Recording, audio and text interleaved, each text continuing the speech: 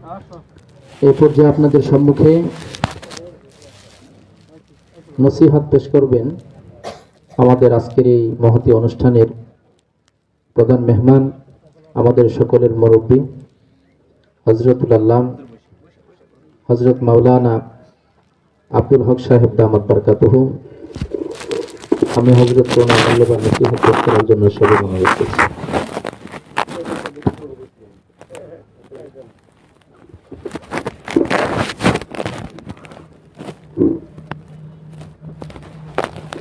السلام عليكم ورحمة الله وبركاته. وعليكم السلام. اللهم صل على رسوله الكريم. أما بعد، أعوذ بالله من الشيطان الرجيم. بسم الله الرحمن الرحيم. الرحمن علم القرآن. صدق الله العلي العظيم.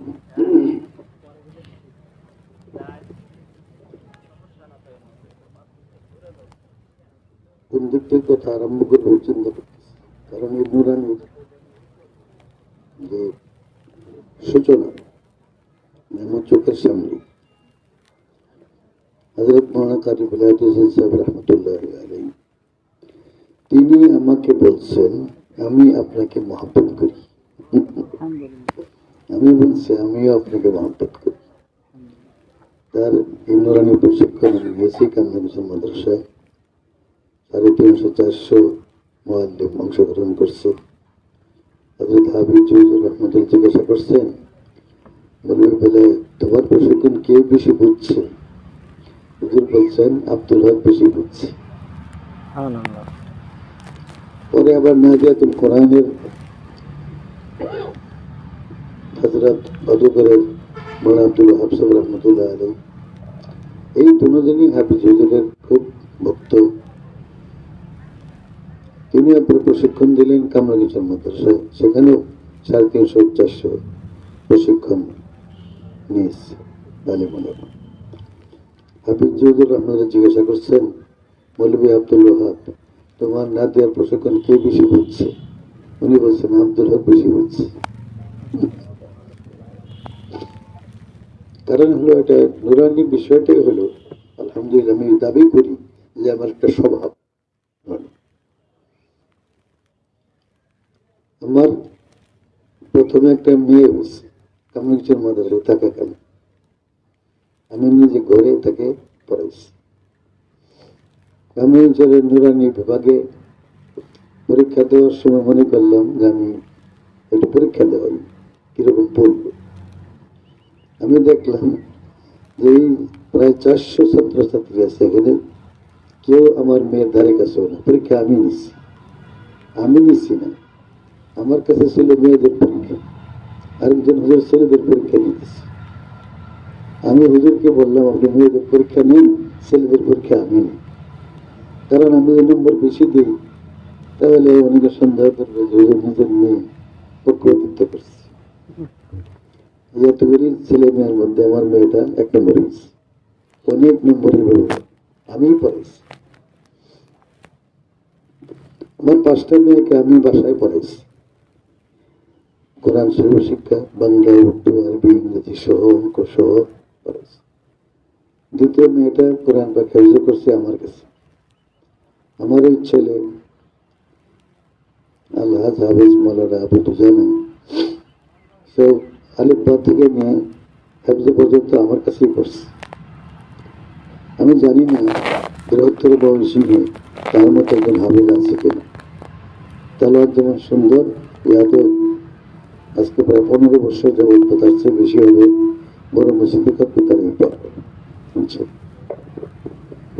নুরানি এটাই আমার একটা স্বভাব। আমি খুব ভালো করে লক্ষ্য করছি নুরানি নাদিয়া।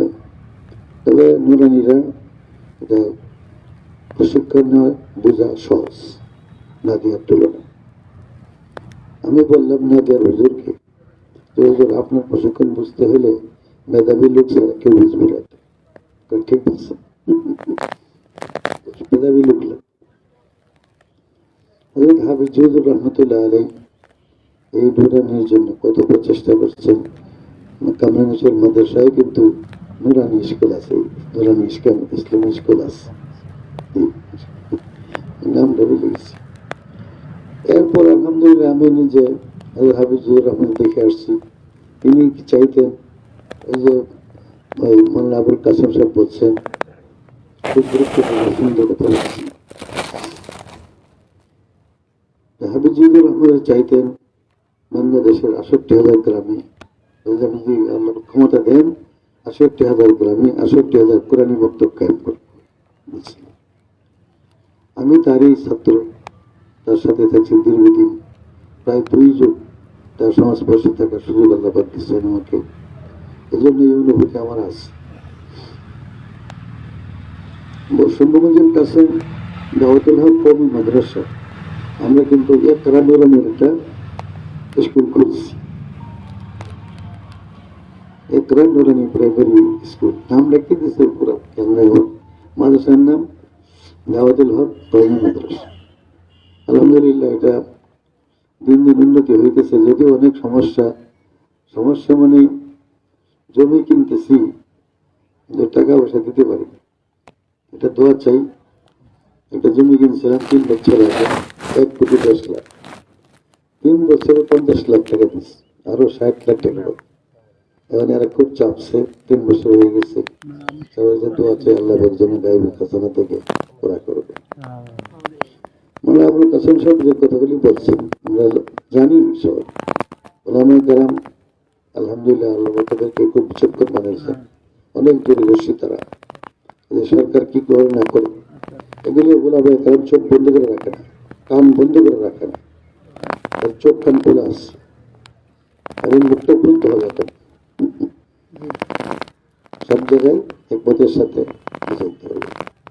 এটা একটা খুব একটা ধ্বংসকারী সিদ্ধান্ত, কারণ আমাদের শিক্ষা নীতিতে এমনিই জানি আমরা, এরপরে আবার মরার উপর খারাপ ঘর মতো এবার সিলেবাসটা এরকম পরিবর্তন করছি। আমাদের এই বিষয়ে সোচ্চার থাকতে হবে। তবে আমি মনে করি যে নুরানি পদ্ধতিটা 3 বছরের কোর্সে একলা নুরানি পদ্ধতি অথবা এই দলের কোনো অন্য কোনো নামে হতে পারে, এটা আমাদের জন্য অনেক বড় সম্পদ। মনে রাখতে হবে এগিয়ে যাওয়ার, ওলামায়ে কেরামের এগিয়ে যাওয়ার একটা খুব প্রশস্ত রাস্তা এটা। আমি বিভিন্ন মজলিসেও বলি যে ভাই, যারা এখানে প্রাইমারি স্কুলের সাথে জড়িত আছেন, আপনার প্রাইমারি স্কুলে যদি 3 বছরে এই কোর্সটা দেওয়া দেন, আপনার প্রাইমারি কোনো ক্ষতি হবে না, বরং প্রাইমারি আরো বেশি উজ্জ্বল হবে। 3 বছর নুরানি প্রাইমারি পড়বে আর 4, 5 দুইটা ক্লাস পড়বে, সমস্যা আছে কোনো? এই সন্তানরা ইনশাআল্লাহ বদ্দিন নাস্তে খাবে না কোনোদিন, ডাক্তার ইঞ্জিনিয়ার হবে, প্রফেসর হবে ইনশাআল্লাহ, এর কোনো বদ্দিন হবে না। যেরকম হুজুর বললেন যে অতীতের ইতিহাসে আমরা যেমন দেখি নাই যে নবী করিম সাল্লাল্লাহু আলাইহি ওয়াসাল্লামের অবমাননার মৃত্যুর প্রতিবাদে ঝাঁপায় পড়ছে স্কুল কলেজের ছেলেপেলে, মূলে কিন্তু এই নুরানি জিনিস। যারা নুরানি পড়ে ওখানে গেছে ওদের আঘাত লাগছে, বলে আল্লাহ নবীর মহাব্বত ওদের অন্তরে আসছে, তাদের মনে আঘাত লাগছে, তারা রাস্তায় বের হয়েছে। আমরা মাদ্রাসার হুজুরে কিন্তু বের হয়নি, তারাই বুঝেছে। এটা একটা অবশ্য লক্ষণ। এজন্যই নুরানি পদ্ধতিটা এটা আমাদের জন্য একটা সাংঘাতিক বড়, অনেক বড় সম্বল। আমরা এই নুরানি দিয়েই এগিয়ে যেতে পারি। এই দেশের মুসলমানদের ইমান রক্ষা করা, ইমান শিক্ষা দেওয়া, এই কাজ আমরা এই নুরানির মাধ্যমে করতে পারি। এটা আল্লাহ পাক আমাদের জন্য একটা বড় অমূল্য নিয়ামত দান করেছে। একটা বিষয়, আমি তো এর সাথে অনেকদিন যাবত জড়িত, আমি দেখি যে নুরানিতে যারা ইকরাতে পড়ায় কিছু কিছু লোক আছে মাশাআল্লাহ, যোগ্যতাও আছে, নিবেদিত হয়ে কাজ করে, কিন্তু অধিকাংশই দেখা যায় দায় সারা গুছের কাজ করে, যোগ্যতাও কম, নিবেদিত হয়ে কাজ করে না। আর তাছাড়াও মুআল্লিমের খুব অভাব। অনেক সময় মুআল্লিম চাই, অন্যরাও চায় হুজুরের কাছে, হুজুর তো মুআল্লিম দিতে পারে না। আমি যখন শুনলাম হুজুরের কাছে শেরপুর এলাকায় একটা স্থায়ী প্রশিক্ষণ কেন্দ্র করতেছে, আমি এত খুশি হয়েছি যে আল্লাহ কবুল করুন। আমি এত খুশি হয়েছি যে হ্যাঁ, এটা সার্বক্ষণিক প্রশিক্ষণ কেন্দ্র থাকা চাই। যাতে আমাদের এই মোয়াল্লিমের জরুরত পুরা করতে পারে। আমরা যতই প্রসারের কথা বলি আর মোয়াল্লিমরা থাকে উপযুক্ত, তাহলে এই কাজ কিন্তু আমরা করতে পারবো। এটার জন্য আমাদের প্রশিক্ষণ কেন্দ্র এবং স্থায়ী প্রশিক্ষণ কেন্দ্র থাকা চাই। আর আজকের এই আপনার করা হয়েছে, এই কাজের যে সূচনা করা হচ্ছে, এটা আমি স্বাগত জানাই এবং উত্তরের উন্নতি এবং অগ্রগতি কামনা করি। আর হযরত উলামায়ে কেরাম আছেন, জামালপুর শেরপুর এলাকা থেকে অনেক উলামায়ে কেরাম তশরিফ আনছেন। আমাদেরও এই বিষয়ে সহযোগিতা করতে হবে। সহযোগিতা করতে হবে। আমরা বিভিন্ন মজলিসে আলোচনা করি, অথবা আমাদের মাদ্রাসার পাশে জায়গা পাইলে এরকম একটা নুরানি কিন্ডারগার্টেন আমরা খুলে নেই। উপযুক্ত শিক্ষক, আমলওয়ালা, আখলাকওয়ালা, যোগ্যতাওয়ালা, নিবেদিত প্রাণ হয়ে কাজ করতে পারে। কারণ এটা আমাদের জন্য এদেশের ভবিষ্যৎ। এই ভবিষ্যতে সমুজ্জ্বল করার জন্য এটা আমাদের একটা বিরাট করার রাস্তা। এই খেদমত করে আসতেছে নুরানি সবসময়। হযরত মাওলানা কারি বেলায়েত হোসেন সাহেব রাহমাতুল্লাহ আলাইহি, তাকে আমি কিন্তু আল্লাহর লোক ছিলেন, হাবিব হুজুর আমাদের খলিফা ছিলেন, অত্যন্ত দূরদর্শী ব্যক্তিত্ব। এবং তার এই চিন্তা চেতনাগুলিকে আমি খুব চিন্তা করি, দেখি যে আল্লাহ পাক অনেকদিন আগে থেকেই তার এই দূরদর্শিতা দিয়েছিলেন। তিনি বাংলা, অঙ্ক, ইংরেজি সহ আরবি শিক্ষার প্রবর্তন করেছেন, যারই একটা শাখায় করা আমি দেখছি অনেকদিন আগেই তিনি এটা সূচনা করেছেন। শুধু বাংলাদেশে না, বিভিন্ন দেশে, এমনকি ইউরোপ এলাকাতেও এই নুরানি প্রচার প্রসার আছে, তারাও এটাকে স্বাগত জানাইতেছে।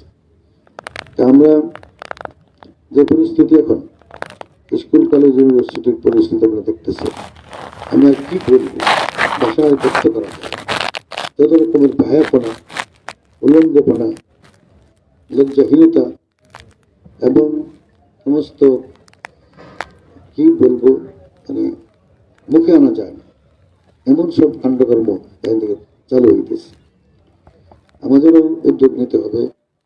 আমরা একটা চেষ্টা করব যে নুরানির চেয়ে আরো বেশি অগ্রসর হওয়ার জন্য আমরা চেষ্টা করব। নুরানির ভিত্তিটা ঠিক হইতে হবে। ভিত্তি ঠিক হয়ে গেলে আমরা এই ভিত্তির উপর আরো বেশি অগ্রসর হইতে পারবো। কারণ আমার মনটা চায় এটা, যে কওমি মাদ্রাসা উলামায়ে কেরাম তাদের প্রতিষ্ঠান থেকে ডাক্তার হবে, ইঞ্জিনিয়ার হবে, উকিল ব্যারিস্টার হবে, প্রফেসর হবে, ব্যবসায়ী হবে, সর্বস্তরে, সব সমাজের সর্বস্তরে উলামায়ে কেরামের অংশগ্রহণ বেশি হয়, এটা ভালো হবে। ইনশাআল্লাহ আমাদের ভবিষ্যৎ উজ্জ্বল হবে। এটাও ঠিক যে আলহামদুলিল্লাহ মাদ্রাসা এবং দ্বীনি শিক্ষার প্রসার এবং প্রচার আগের তুলনায় অনেক বেশি হচ্ছে, ঠিক আছে। এই জন্য দেখা যায় যে সমাজের আগে তো আমাদের কওমি মাদ্রাসা বিত্তশালী লোকেরা সন্তান দিত না, কিন্তু এখন দেখা যায় ওই দেখেন বড় বড় আর্মি অফিসারদের সন্তান আমাদের মাদ্রাসায় পড়ে, বড় বড় সচিবদের সন্তান আমাদের মাদ্রাসায় পড়ে। কারণ তারা দেখতেছে যে ওখানে পড়তে দেয় এদের চরিত্রহীন হয়ে যাবে, পিতামাতার সাথেও সম্পর্ক থাকে না, পিতামাতাকেও মানে নানান রকমের সমস্যা তৈরি হইতেছে। আর আমাদের কাছেই তো আসে না তাবিজ কবজের লাগে, কি বলে ছেলের জন্য, মেয়ের জন্য তাবিজ কবজের লাগে তো আমাদের কাছে আসে। আমি তো তাবিজ লিখি না, কিন্তু এরপরেও কত সমস্যার কথা আমার কাছে বলে। এই সমস্যার অনেক। আমরা এই নুরানিকে নিয়ে যে অগ্রসর হই, আরো বেশি এটা উন্নতি লাভ করে, সমাজে আরো বেশি প্রচার প্রসার হয়, ইনশাআল্লাহ এই কওমি মিল্লাত বিকশিত হবে এবং তারা দিনের উপর কায়েম থাকবে। ইনশাআল্লাহ এই দেশে এমন একটা সময় আসবে, ইনশাআল্লাহ আমরা যদি বসে না থাকি, আমরা যদি এই বিষয়ে অগ্রসর হই, আমরা যদি সবাই সহযোগিতা করি, তাহলে এমন একটা দিন আসবে যে বাংলার জমিনে আল্লাহর বিরুদ্ধে, আল্লাহ নবীর বিরুদ্ধে, ইসলামের বিরুদ্ধে কোনো কথা বলার মতো সাহস কেউ পাবে। এই জন্য আমি এলাকার ওলামায়ে কেরাম তাদের মধ্যে আমার বিনীত আরজ থাকবে এটা, যে আমরা এটাকে খুব ভালো করে চিন্তা করি, খুব এটাকে গ্রহণ করে নিই, প্রচার প্রসারে অংশগ্রহণ করি এবং এই যে এখানে সার্বক্ষণিক এবং স্থায়ী একটা প্রশিক্ষণ কেন্দ্র হচ্ছে, এটা আমরা এলাকার ওলামায়ে কেরাম স্বাগত জানাই। এবং বেশি বেশি মুআল্লিম যারা ইমামতি করেন আর কোনো কাজ করেন, 5 ওয়াক্ত নামাজ পড়ায় আর কোনো কাজ করেন, এরকম লোক আছে, সারাদিন মাখি মারে আর ঘুমায়, আর খায় আর ঘুমায়।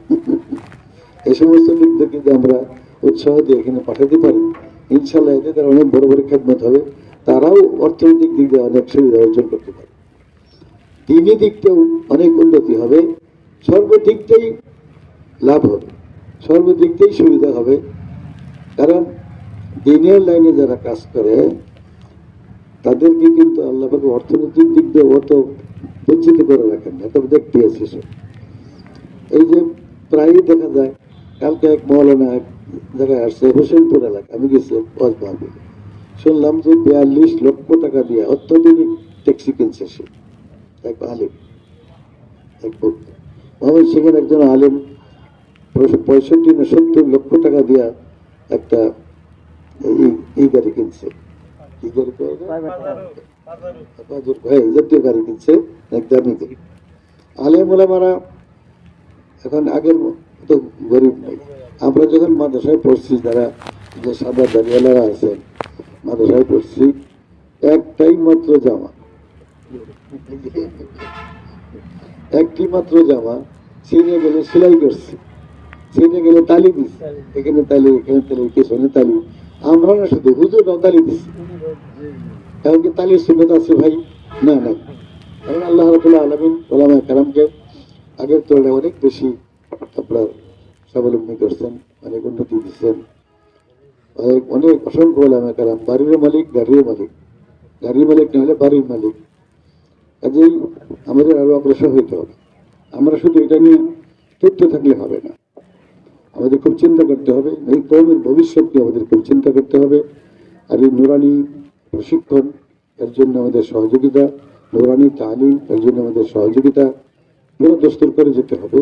এটা আমাদেরও স্বার্থে এবং আমাদের ভবিষ্যৎ প্রজন্মের স্বার্থে এই কাজটা আমাদের করতে হবে। ইনশাল্লাহ করবো তো, কি বলেন? হ্যাঁ, সবাই চেষ্টা করবো।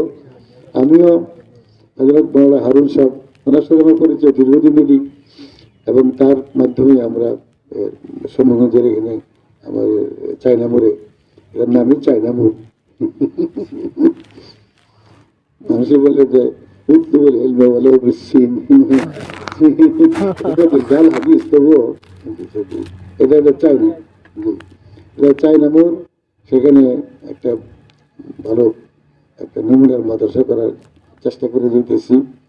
আপনাদের আন্তরিক দোয়া চাই, আল্লাহ যেন কবুল করেন। এবং সেখানে আমরা এই 3 বছরের কোর্সে ইকরা নুরানি ক্লাস চালু করছি। এটাকে আমি আরো সম্প্রসারণ করতে চাই, কিন্তু এটার জন্য টাকা পয়সার দরকার, ঘরের দরকার, জায়গা তো বলায় না। কারণ এলাকার যত প্রাইমারি স্কুল আছে, এখন গার্জিয়ানরা তো দেখতেছে এই কিন্তু আমাদের লাভ বেশি। হ্যাঁ, যারা পড়াশোনা ভালো, হাতের লেখা সুন্দর, আবার কোরআন শরীফ পড়ে, অতিরিক্ত পাইতেছে ওরা, ঠিক না? এই জন্য গার্জিয়ানরাও তারা উৎসাহিত হইতেছে। অনেক প্রাইমারি স্কুল এটা প্রায় মরি অবস্থা হয়ে গেছে এলাকায়। এই জন্য আমরা এই বিষয়ে আপনাদেরকে আমি কি বোঝাবো, আপনারা ওলামায়ে কেরামকে আল্লাহ পাক এবার একটু ফাহাম পরিদর্শিতা দিয়েছেন, তাদেরকে বলার দরকার পড়ে না। আমাদের খুব চিন্তা করতে হবে, বুঝতে হবে, কাজ করতে হবে। আল্লাহ রাব্বুল আলামিন আমাদের সবাইকে তৌফিক দান করুন। ওয়া আখিরু দাওয়ানা আলহামদুলিল্লাহি রাব্বিল আলামিন। اللهم صل على سيدنا مولانا محمد وعلى سيدنا ونبينا ومولانا محمد وبارك وسلم. اللهم يا أول الأول ويا آخر الآخر يا أكرم الأكرم يا أرحم الراحمين يا الله ونسأل জীবনে বহু গুণা করেছি আল্লাহ, তুমি ছাড়া কোনো মাফ করনি বলা নাই আল্লাহ, তুমি মাফ করাকে পছন্দ করো। ইন্নাকা তুহিব্বুল আফওয়া ফাআফু আন্না, আমাদের সবাইকে দয়া করে মাফ করে দাও, গুনাহ থেকে আমাদেরকে তুমি হেফাজত করো। দিনী কাজে আমাদেরকে দয়া করে কবুল করে দাও, দিনী কাজের নমুনা আমাদেরকে বানিয়ে দাও। ইয়া আল্লাহ।